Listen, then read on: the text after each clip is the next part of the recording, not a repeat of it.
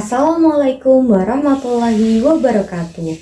Halo, perkenalkan nama saya Tiansi Nursyayani, biasa dipanggil Tiansi. Saya dari Prodi Pendidikan Bahasa dan Sastra Indonesia kelas G angkatan 2023 dengan NIM 23020074259. Hari ini saya akan mendongeng dengan cerita yang berjudul Timun Mas.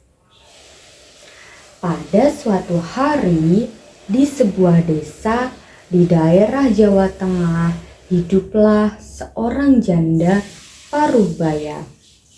Wanita tua tersebut bernama Mbok Srini. Mbok Srini memiliki ternak ayam. Mbok Srini ini tinggal sendiri di rumahnya. Ia tidak memiliki seorang anak. Ia juga ditinggal pergi oleh suaminya. Suaminya sudah meninggal. Sejak dulu, Mbok Srini ini sangat menginginkan seorang anak. Tetapi hingga saat suaminya meninggal, Mbok Srini tidak dikaruniai seorang anak. Mbok Srini setiap harinya termenung sedih sendirian di depan teras rumahnya. Mbok Srini juga setiap harinya mencari kayu bakar di hutan.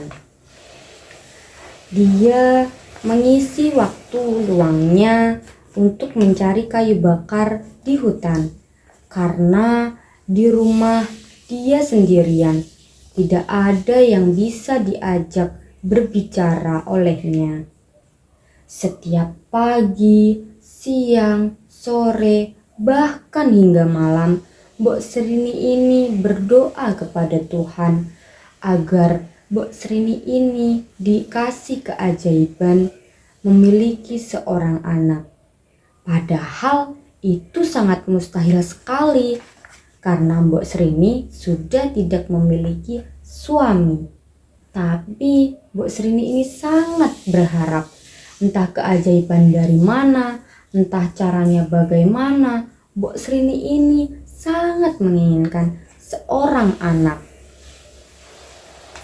Pada suatu malam, Mbok Srini ini pun bermimpi didatangi oleh raksasa yang berbadan besar, kekar, juga tegap, berwajah menyeramkan, berwarna hijau.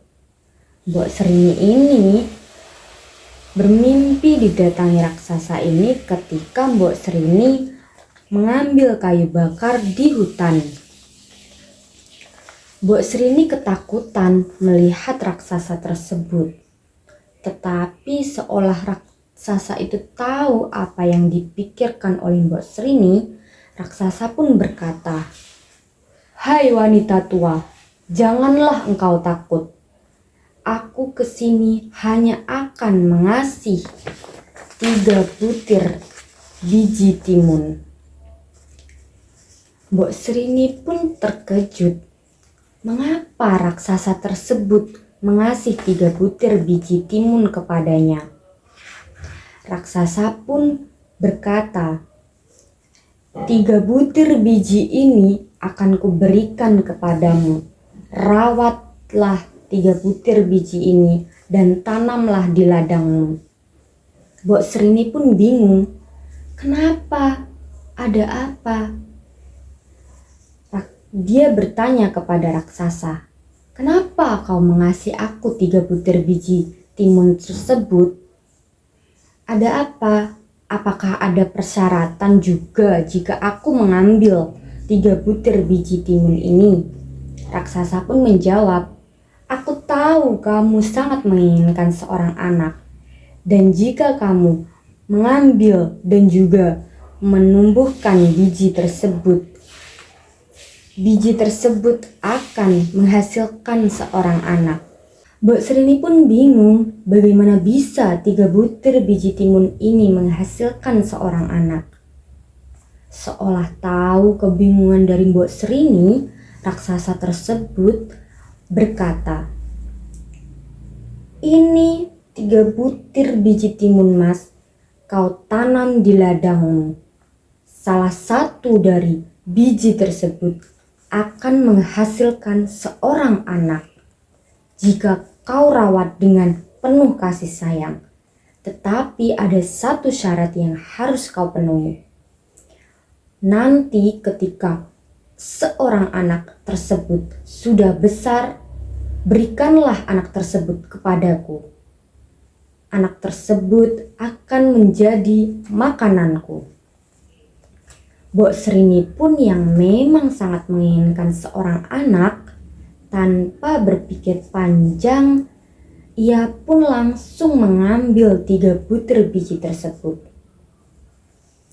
Setelah dia mengambil biji timun tersebut, sekembalinya dari hutan, dia langsung menanam biji timun tersebut di ladangnya.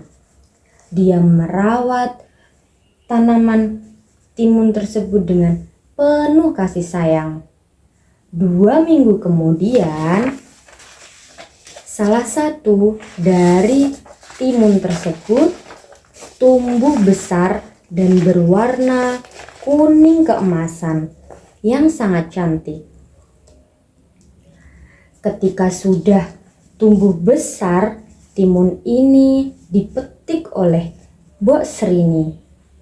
Ketika sudah dipetik, dengan Mbok Serini dibelahlah timun tersebut di rumahnya.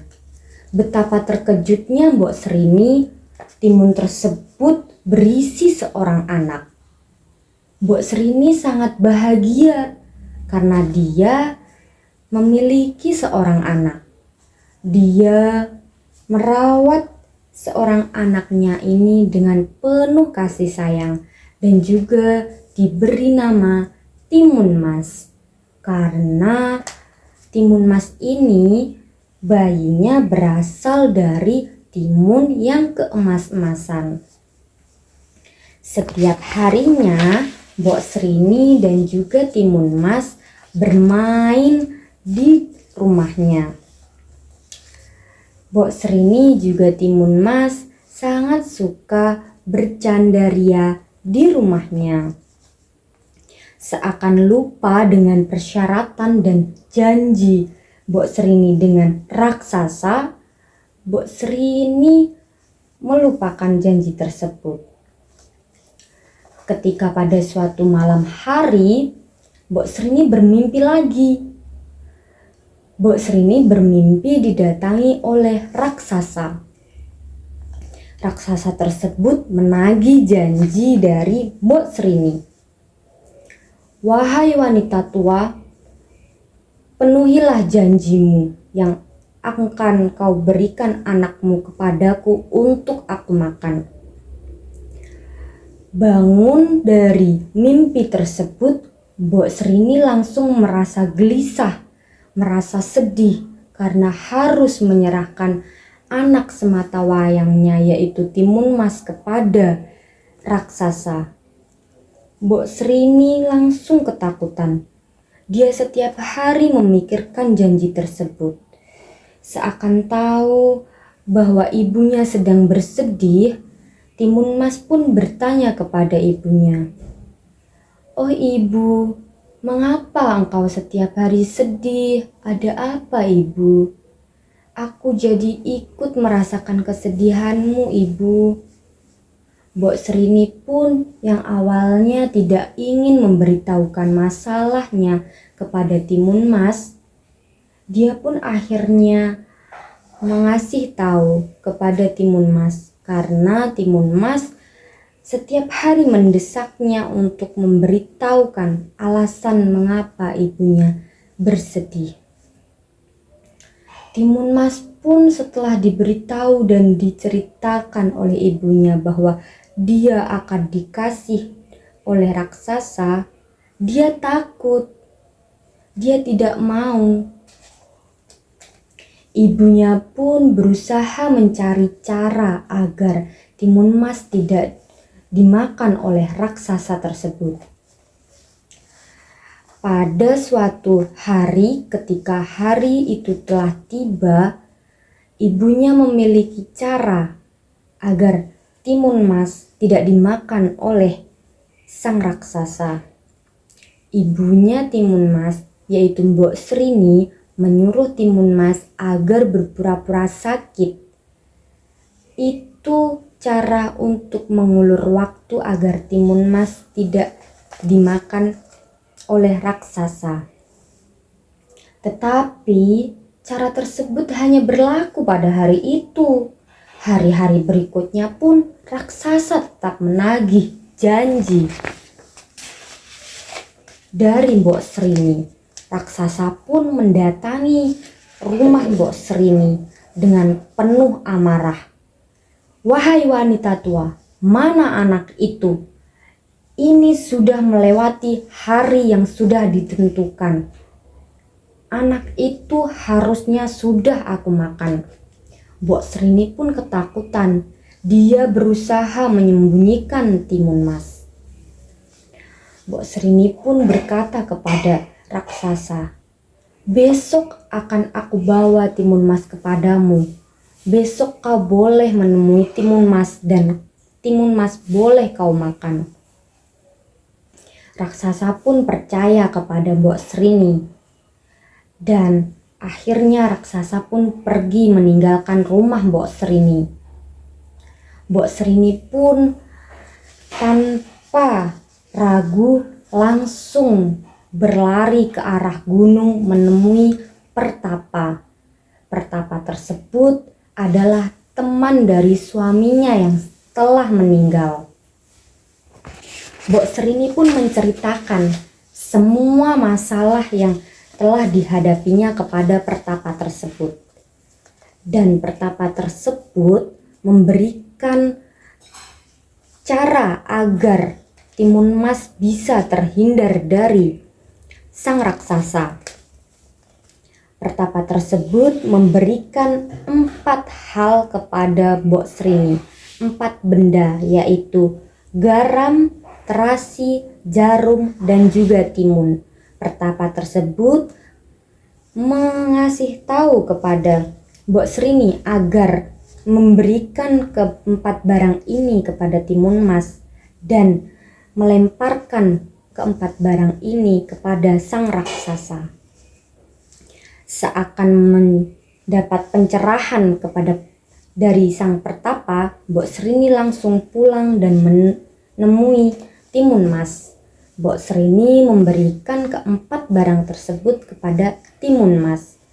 Keesokan harinya, benar saja raksasa kembali lagi ke rumah Mbok Srini dan juga timun mas. Seakan sudah mempersiapkan semuanya, ketika raksasa tersebut mengejar timun mas langsung melemparkan sebuah barang, yaitu timun yang sudah diberikan Pertapa tersebut kepada timun mas. Ketika timun mas melemparkan timun tersebut kepada raksasa, timun tersebut menjadi sebuah pohon yang melilit raksasa. Tetapi raksasa tersebut berhasil lolos dan berlari mengejar timun mas. Timun mas sudah ketakutan. Dia berlari sejauh mungkin dengan segala kemungkinan tersebut. Timun mas masih memiliki 3 barang dari sang Pertapa. Barang kedua, yaitu jarum, dilemparkannya kepada sang raksasa. Jarum tersebut berubah menjadi bambu-bambu runcing yang menjerat sang raksasa. Timun mas kira jarum tersebut bisa menjebak sang raksasa, tetapi ternyata sang raksasa bisa melepaskan diri dari bambu-bambu runcing tersebut. Timun mas ketakutan, dia berlari lagi sejauh mungkin. Raksasa mengejarnya dan berteriak, "Hei, kamu anak kecil, akan kumakan dan kutangkap kamu." Timun Mas pun merasa ketakutan. Dia hanya memiliki 2 barang yang tersisa dari sang pertapa. Dia langsung melemparkan sebuah garam tersebut ke raksasa, dan garam tersebut berubah menjadi lautan air yang bisa menenggelamkan sang raksasa. Timun Mas pun sudah senang karena sang raksasa sudah tenggelam. Tapi ternyata sang raksasa bisa meloloskan diri dari genangan air tersebut. Timun Mas pun cemas karena hanya tersisa 1 barang yang dia miliki. Timun Mas berlari sejauh mungkin, tetapi semakin dekat sang raksasa tersebut kepada Timun Mas. Karena hanya tersisa 1 barang, Timun Mas pun langsung melemparkan terasi yang diberikan sang pertapa, karena hanya barang tersebut yang tersisa. Dan dia sangat berharap terasi tersebut bisa menjerat sang raksasa dan menenggelamkan sang raksasa. Siapa sangka terasi tersebut berubah menjadi lautan api dan menenggelamkan sang raksasa. Dan sang raksasa tenggelam dan terbakar dalam lautan api tersebut. Sang raksasa pun berhasil mati. Timun Mas sangat bahagia dan dia langsung berlari ke rumahnya menemui ibunya. Karena dia sudah berhasil mengalahkan sang raksasa dan tidak jadi dimakan oleh sang raksasa. Jadilah Mbok Srini dan Timun Mas tinggal di rumahnya dan bahagia. Sekian dari saya. Wassalamualaikum warahmatullahi wabarakatuh.